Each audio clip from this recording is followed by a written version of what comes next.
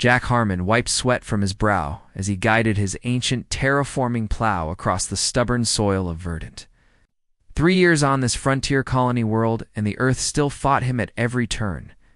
His small farm sat at the edge of the settled zone, bordered by strange forests filled with plants that glowed azure in the dark.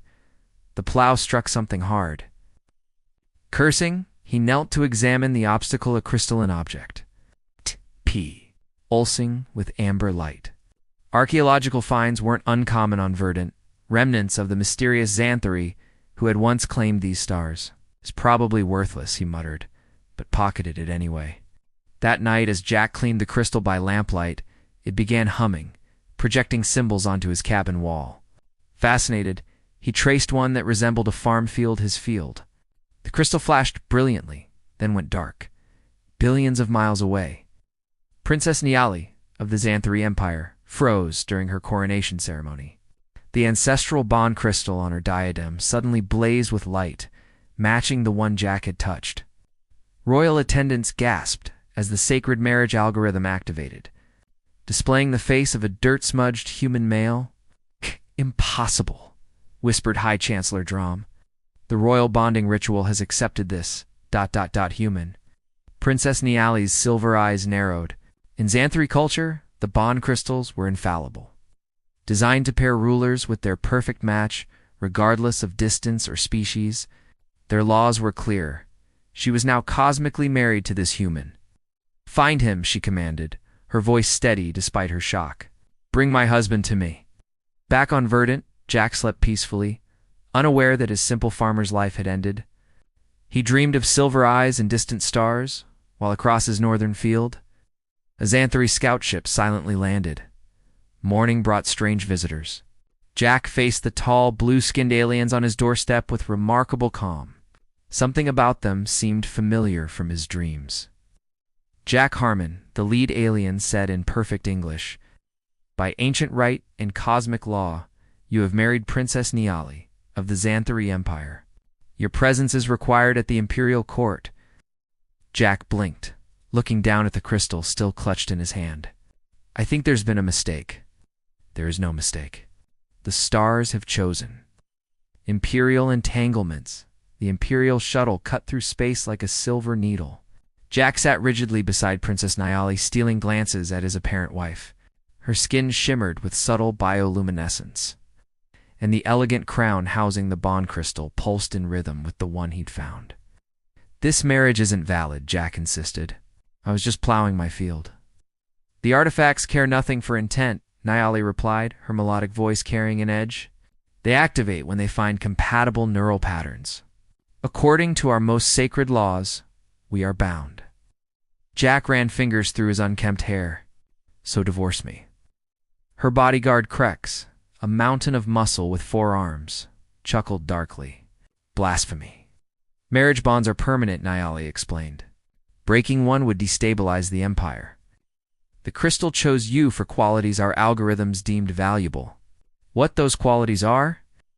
She examined him dubiously. ... remains unclear."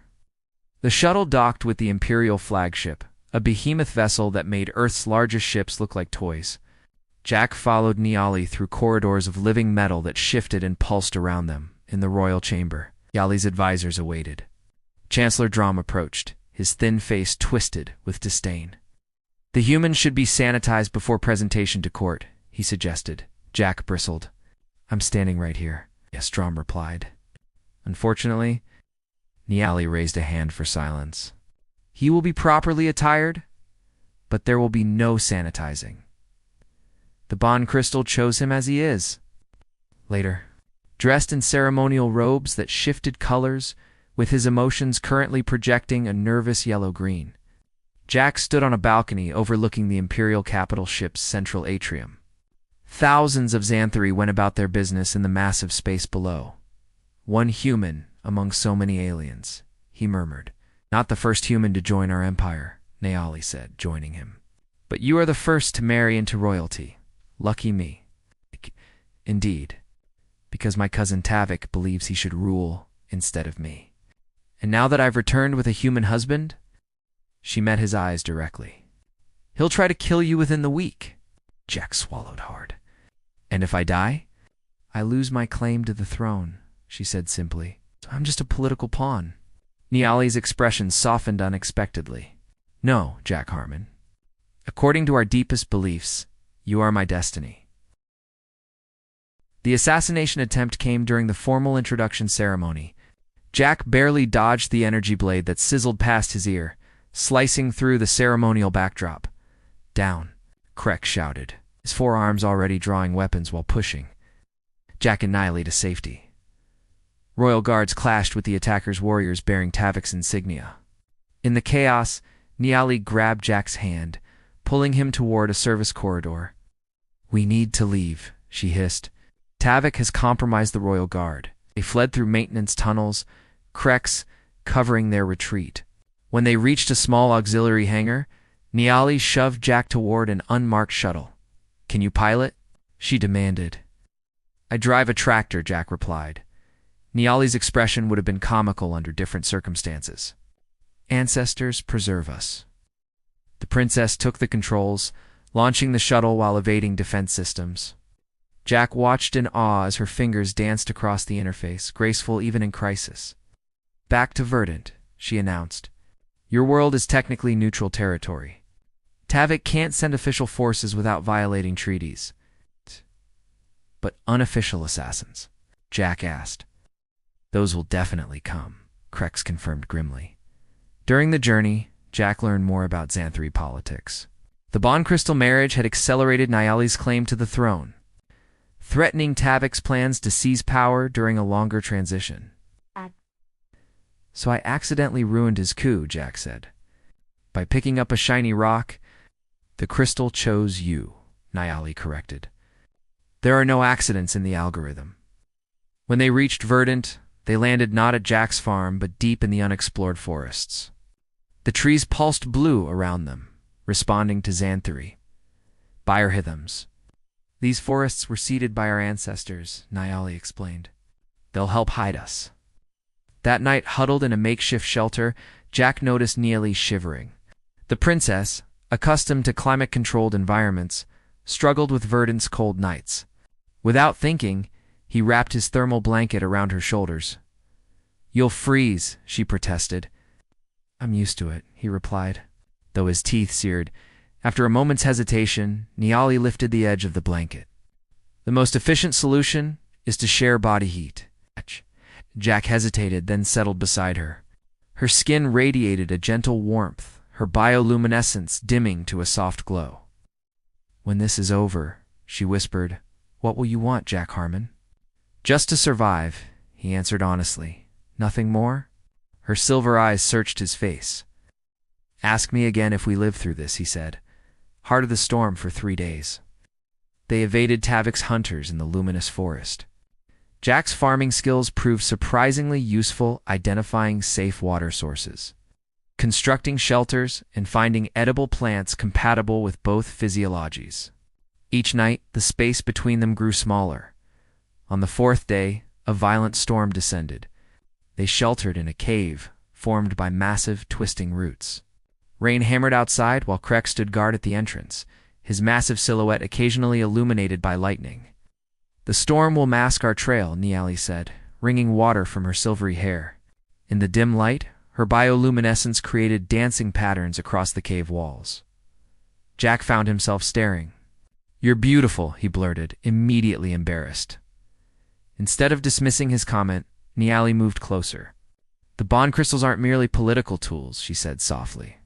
They're designed to find true compatibility, mental, physical, emotional. So they're glorified dating apps? Jack joked nervously. Niali actually laughed, a musical sound he'd never heard from her before. In crude human terms, yes. But with millions of years of evolutionary algorithms, she reached out, her elegant fingers tracing the contours of his face. Your species fascinates me. So young, yet so resilient. You terraform hostile planets with primitive tools. You face the unknown without fear. I'm plenty afraid right now, Jack admitted. Yet you stand your ground. It's ... double quotes. She searched for the word admirable. The moment hung between them, electric as the storm outside. Then Niali leaned forward, pressing her lips to his in a gesture she'd clearly studied, but never performed. The kiss was tentative, curious, then suddenly not tentative at all. When they parted, Jack's heart hammered in his chest. Was that a Xanthari custom? Human, actually. I've researched your courtship rituals. Jack smiled. Research, huh? Extensive, she replied, a mischievous glint in her silver eyes. Later, as they lay together watching the bioluminescent patterns their intertwined fingers created, Jack realized something had fundamentally changed. This wasn't just about survival anymore. Tavik won't stop, Niali whispered. Even if we hide forever. Then we don't hide, Jack replied. On Earth, we have a saying, the best defense is a good offense. You want to attack a royal fleet with 2 people and a broken shuttle? Jack grinned. No, I want to win a throne with something more powerful than weapons. And what's that? Public opinion, Jack said. Let's tell our story to the Empire. Part 5. Standing ground, they broadcast from Jack's farm, using modified terraforming equipment to boost the signal.